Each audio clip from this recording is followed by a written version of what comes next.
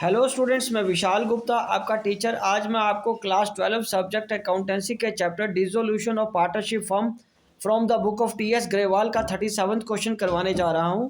Students, ये है मेरे पास बुक क्लास 12 की टी एस ग्रेवाल की accounting for partnership firm volume number 1, जिसका एडिशन है 2021। ठीक है जी। तो अब मैं ये 37 क्वेश्चन आपके लिए रीड करने जा रहा हूँ। उससे पहले मैं आपको एक चीज़ बता दूं कि आप मेरे चैनल को सब्सक्राइब ज़रूर कर लीजिए और शेयर और लाइक करना ना भूलें। ठीक है जी। चलिए, अब मैं 37 क्वेश्चन करने जा रहा हूँ। उसमें लिखा हुआ है कि 3 पार्टनर्स हैं, Anju, Manju and Sanju were partners in a firm sharing profits in the ratio of 2:1. On 31st March 2021, their balance sheet was at under creditors are bank loan है, employees provident fund, investment, fluctuation reserve, commission received in advance और capital के balances given है।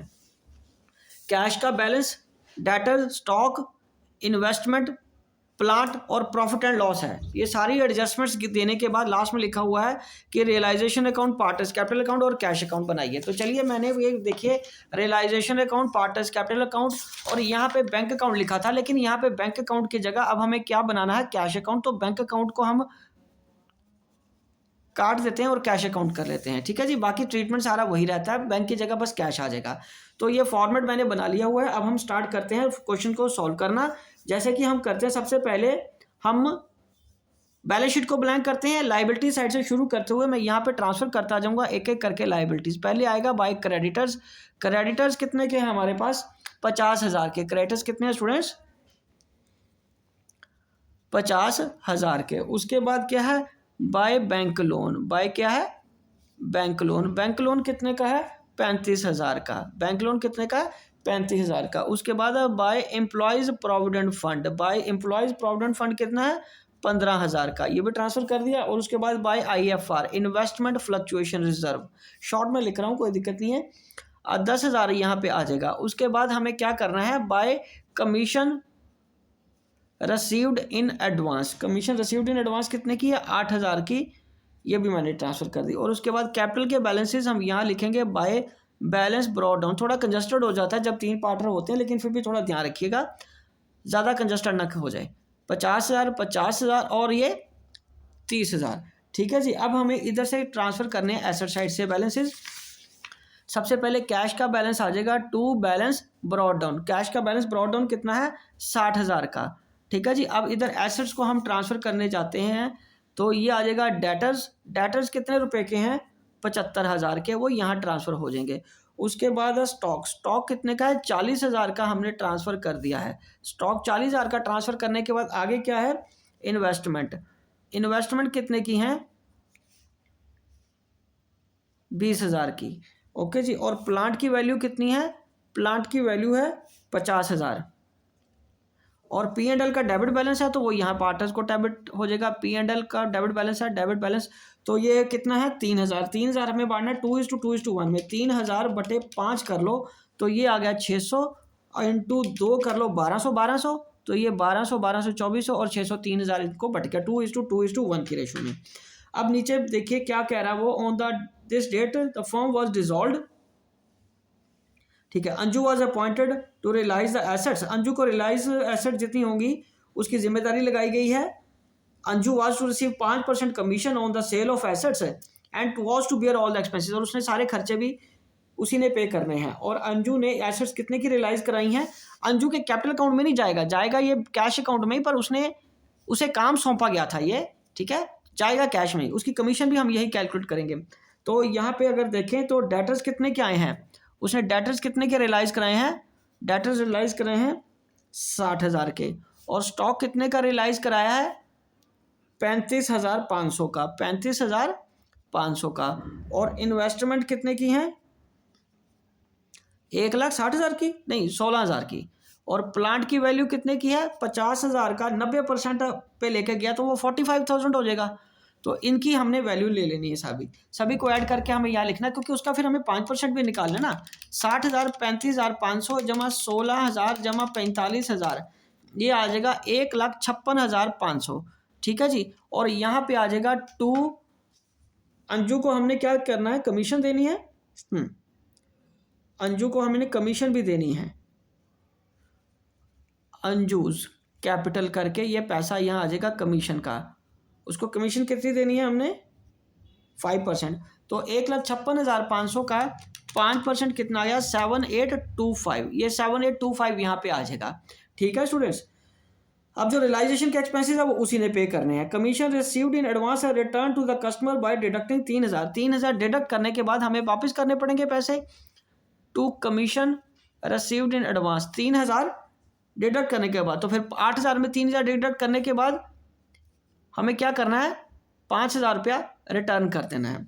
और उसके बाद उसने क्या कहा, फर्म हैड टू पे एन आउटस्टैंडिंग सैलरी, तो आउटस्टैंडिंग सैलरी भी यहाँ से पे कर दो 8,500 जो कि अर्लियर प्रोवाइड नहीं है। Compensation was paid to employees, तो कंपनसेशन टू एम्प्लॉयज वो कितना पे करना है हमें 17,000। दिस लाइबिलिटी भी अब प्रोवाइडेड नहीं है बैलेंस शीट में।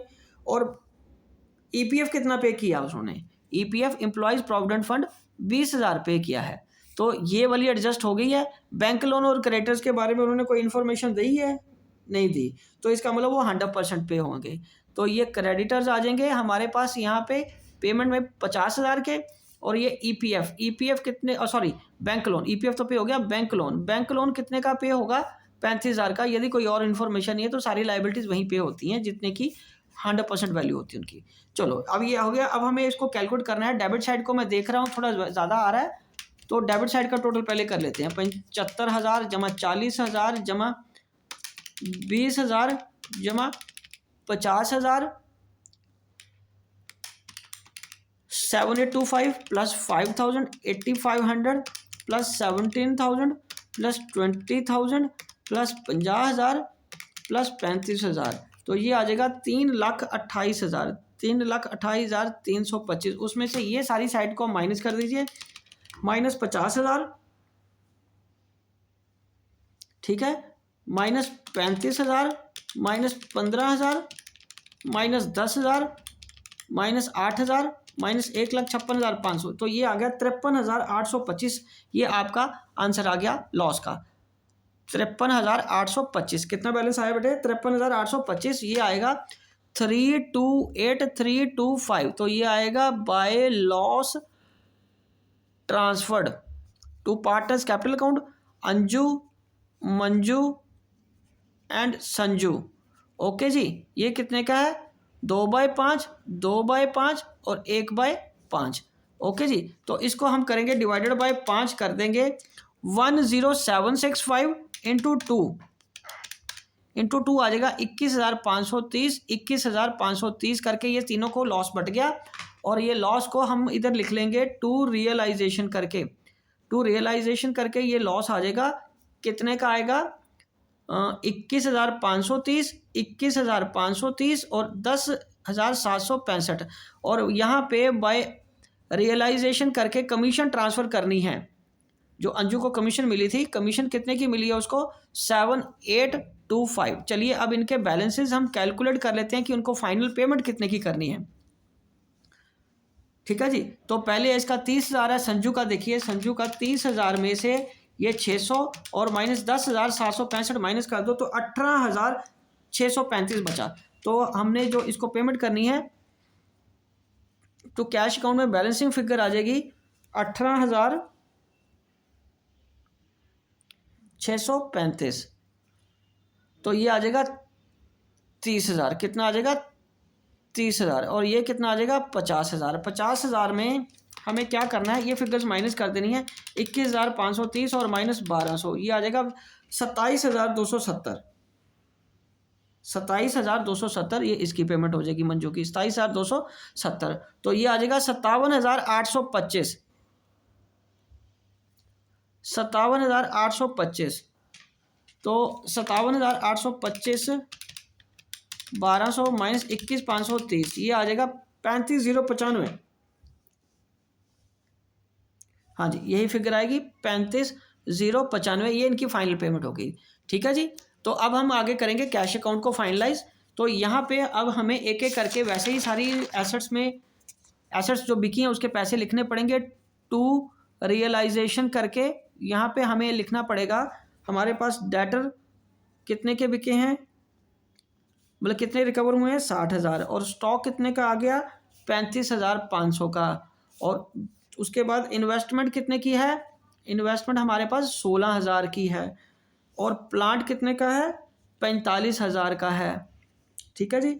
और इस तरफ क्या है, बाय रियलाइजेशन करके, बाय रियलाइजेशन करके क्या है हमारे पास, कमीशन रिसीव्ड इन एडवांस को हमने वापस कर दिया 5,000 का, आउटस्टैंडिंग सैलरी हमने पे करी 8,000 की, ठीक है। और उसके बाद कंपेंसेशन टू वर्कर्स कितना किया, या एम्प्लॉयज़ कितना किया, 17,000 का, 17,000 का। और ईपीएफ हमने कितना पे किया, 20,000 का।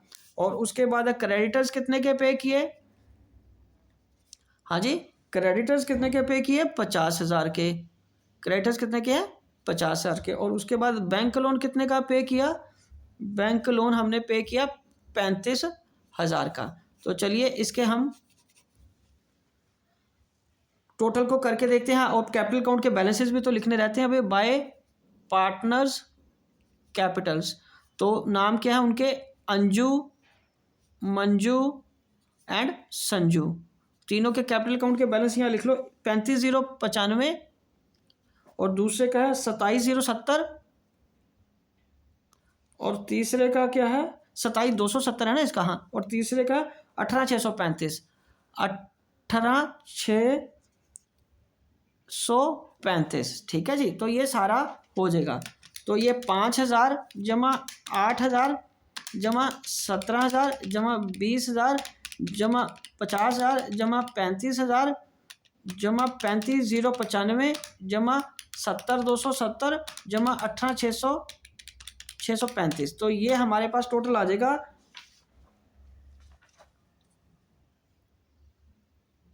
कमीशन कितने की पे की हमने, वो हो गया था उधर, चलो ठीक है। इधर का बैलेंस देख लेते हैं, एसेट साइड का 60,000 जमा 60,000, 1,20,000 आ गया ये। और ये 35,500 जमा 16,000, ठीक है, और जमा 45,000, तो ये आ जाएगा 1,16,000, सॉरी 2,16,500। एसेट साइड तो मिल गई हमारी 2,16,500, ठीक है जी, 635, ठीक है। तो अब हम इसका एक बार टोटल कर लेते हैं। ये 8,500 आउटस्टैंडिंग सैलरी हमने कितनी पे की है, 8,500 की, इस वजह से 500 का शायद फ़र्क आ रहा होगा। अब एक बार दोबारा टोटल करके देख लेते हैं, 5,000, फिर 8,500, फिर 17,000, फिर 20,000, फिर 50,000, फिर 35,000, फिर 35,095, फिर 27,270 और 18,635 को ऐड करने के बाद ये टोटल आ जाएगा 2,16,500। तो ये आपका बैलेंस हमारा टैली हो गया कैश अकाउंट का भी। तो चलिए एक बार मैं आपको दोबारा दिखा देता हूँ सारा क्वेश्चन। ये 37 क्वेश्चन है। एसेट्स और लाइबिलिटीज हमने वैसे ट्रांसफर कर ली, लेकिन इस बार मुझे एसेट इस तरीके से इसलिए लिखनी पड़ी क्योंकि इसके टोटल का जो 5% था वो पार्टनर को 5% कमीशन देनी थी, जिसने एक्सपेंसेस बियर करने थे, और एक्सपेंसेस उसी ने बियर करने थे, इसलिए एक्सपेंसेस की कोई एंट्री नहीं आई। और ये सारी लाइबिलिटीज हमें पे करनी है।